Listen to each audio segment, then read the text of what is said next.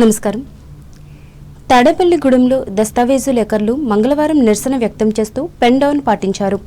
Private భాగస్వామ్యంతో registration సేవా కేంద్రాల ఏర్పాటుకు ప్రభుత్వం నిర్ణయం తీసుకోవడాన్ని వారు తీవ్రంగా ఖండించారు. ఈ మేరకు విడుదల చేసిన 396వ నెంబర్ జీవోను రద్దు చేయాలని డిమాండ్ చేశారు. గత 3 రోజులుగా డాక్యుమెంట్ రైటర్లు నిరసన వ్యక్తం చేస్తున్నారు. ఇందులో భాగంగా మంగళ బుధవారాలలో పెన్ డౌన్ చేపట్టారు.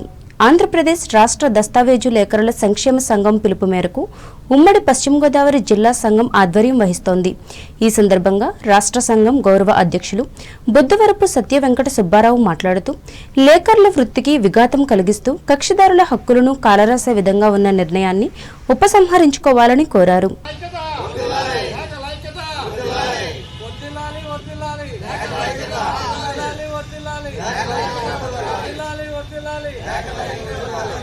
ఈ కార్యక్రమంలో తాడేపల్లిగూడెం సంఘం అధ్యక్షులు పెదగాడి సూర్యం ఇంకా పలువురు దస్తావేజు లేఖరులు పాల్గొన్నారు. తూర్పుగోదావరి జిల్లా వార్తలు. రాష్ట్రంలోని అన్ని వర్గాల సామాజిక ఆర్థిక అభ్యున్నతే ప్రభుత్వ లక్ష్యమని, ముఖ్యంగా గీత కార్మికులు, వెనుకబడిన వర్గాల సంక్షేమం కోసం పలు కీలక నిర్ణయాలను అమలు చేస్తున్నామని రాష్ట్ర గనులు, భూగర్భ శాఖ, ఎక్సైజ్ శాఖ మంత్రి కొల్లు రవీంద్ర తెలిపారు. రాజమహేంద్రవరంలో మంగళవారం ఆయన మీడియా సమావేశంలో మాట్లాడుతూ ప్రజలకు సుపరిపాలన అందించాలనే సంకల్పంతో ముఖ్యమంత్రి, ఉప ముఖ్యమంత్రి, కేంద్ర ప్రభుత్వ సహకారంతో రాష్ట్రాన్ని అన్ని రంగాల్లో అభివృద్ధి పదంలో ముందుకు తీసుకువెళ్తున్నారని ఆయన చెప్పారు. ప్రజలకు సుపరిపాలనిస్తూ రాష్ట్ర అభివృద్ధిలో దేశంలోనే అగ్రగామిగా ఆంధ్ర రాష్ట్రానికి ముందుకు తీసుకెళ్లినటువంటి ఘనత గౌరవ ముఖ్యమంత్రి చంద్రబాబు నాయుడు గారిది, అలాగే ఉప ముఖ్యమంత్రి వర్యులు పవన్ కళ్యాణ్ గారిది, అలాగే ప్రధానమంత్రి నరేంద్ర మోడీ గారి సహకారంతో ఈరోజు అత్యంత వేగంగా ఈ రాష్ట్రాన్ని ముందుకు తీసుకెళ్తాము. దానిలో భాగంగా అనేక విప్లవాత్మకమైన నిర్ణయాలు తీసుకుని అన్ని వర్గాలకి న్యాయం చేయాలనే లక్ష్యంతో ఈ కూటమి ప్రభుత్వం పనిచేస్తాం. అందుకనే ఈ రోజున ఏదైతే గీత కార్మికులు ఉన్నారో, గీత కులాలు ఉన్నాయో, గీత కులాలు అలాగే బడుగు బలహీన వర్గాల అన్నింటినీ కూడా ఆర్థికంగా, సామాజికంగా, అటు రాజకీయంగా కూడా తీసుకెళ్లినటువంటి ఘనత ఆనాడు స్వర్గీయ అన్న నందమూరి తారక రామారావు. అదే స్ఫూర్తితో ఈరోజు మళ్ళీ ఆర్థికంగా బలోపేతం చేయడానికి కూటమి ప్రభుత్వం తీసుకున్నటువంటి నిర్ణయాల్లో ఈరోజు గౌడ సోదరులకి, గీత కులాలకు సంబంధించినటువంటి శెట్టి బలిజ, గౌడ, ఏత, శ్రీసేన కులాలకు సంబంధించి, ఈడిగ కులాలకు సంబంధించి మొన్న వైన్ షాపులు అలాట్ చేయడంలో 10% రిజర్వేషన్ కల్పించడం, అలాగే లైసెన్స్ ఫీజు కూడా 50% మాత్రమే లైసెన్స్ ఫీజు వాటికి కట్టేదానికోసం, అలాగే బార్లో కూడా 10% వాళ్ళకి రిజర్వేషన్ కల్పించినటువంటి ఘనత ఇవాళ కూటమి ప్రభుత్వం. ఈ సమావేశంలో రాష్ట్ర ఎక్సైజ్ శాఖ కమిషనర్ శ్రీధర్, శాసనసభ్యులు Adireddy Srinivas, Settibalija corporation chairman Reddy Subrahmanyam, Gowda corporation chairman Gurumurthy, కూటమి నాయకులు, అధికారులు పాల్గొన్నారు. దస్తావేజు లేఖర్ల మనుగడకు ఇబ్బంది కలిగించేలా ఉన్న జీవో నెంబర్ 396ను వెంటనే రాష్ట్ర ప్రభుత్వం ఉపసంహరించుకోవాలని ఆంధ్రప్రదేశ్ రాష్ట్ర దస్తావేజు లేఖర్ల సంఘం జిల్లా కార్యదర్శి మాచిరాజు రవి డిమాండ్ చేశారు. రాష్ట్ర ప్రభుత్వం నూతనంగా విడుదల చేసిన జీవోను నిరసిస్తూ తూర్పుగోదావరి జిల్లా దస్తావేజు లేఖర్ల సంఘం ఆధ్వర్యంలో నల్లచర్ల మండలం అనంతపల్లి సబ్ రిజిస్టర్ కార్యాలయం వద్ద మంగళవారం నిర్వహించిన పెన్ డౌన్ కార్యక్రమాన్ని ఆయన ప్రారంభించి మాట్లాడారు. ఈ నిరసన కార్యక్రమంలో స్థానిక నాయకులు, లేఖర్లు పాల్గొన్నారు. ఏలూరు జిల్లా వార్తలు. 2027 సంవత్సరంలో జరగనున్న పుష్కరాల నాటికి పోలవరం ప్రాజెక్టు పూర్తి చేసి ప్రధాని నరేంద్ర మోడీ చేతుల మీదుగా జాతికి అంకితం చేస్తామని రాష్ట్ర జలవనరుల శాఖ మంత్రి నిమ్మల రామానాయుడు తెలిపారు. పోలవరం ప్రాజెక్టు పనులను మంగళవారం ఆయన క్షేత్రస్థాయిలో పరిశీలించి పనుల పురోగతిపై అధికారులతో సమీక్షించారు. అనంతరం రామానాయుడు మీడియాతో మాట్లాడుతూ ప్రాజెక్టు పూర్తయ్యే నాటికి తొలిదశ R&R పూర్తి చేసేలా లక్ష్యం పెట్టుకున్నామన్నారు.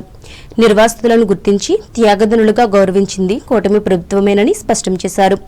అలాగే ధ్వంసమైన డయాఫ్రమ్ వాల్ స్థానంలో 440 రోజుల్లోనే 990 కోట్లతో వాల్ నిర్మించామని చెప్పారు. కుడి ఎడమ ప్రధాన కాలువలను అనుసంధానించే 4 టన్నెల్స్ మరో 10 రోజుల్లో పూర్తవుతాయని వివరించారు. ఈ కార్యక్రమంలో మంత్రి వెంట ఇంజనీరింగ్ అధికారులు, ఏజెన్సీ ప్రతినిధులు ఉన్నారు.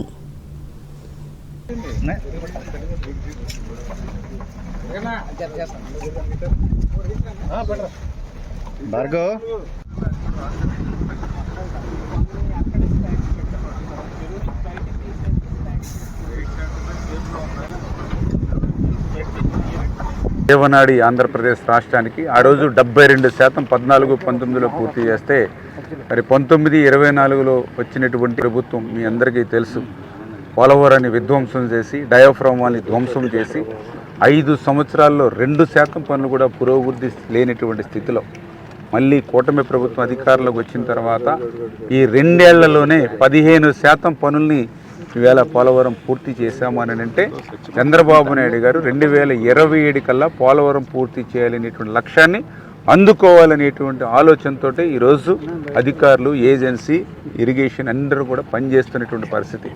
అందులో భాగంగానే డయాఫ్రమ్ వాల్ ధ్వంసం అయితే గత ప్రభుత్వంలో, ప్రశ్నార్థకం అయింది గత ప్రభుత్వంలో పోలవరం. అటువంటి డయాఫ్రమ్ వాల్ను కూడా ఈరోజు 990 కోట్ల రూపాయలు పెట్టి 440 రోజుల్లో పూర్తి చేసాం కొత్త డయాఫ్రమ్ వాల్ని.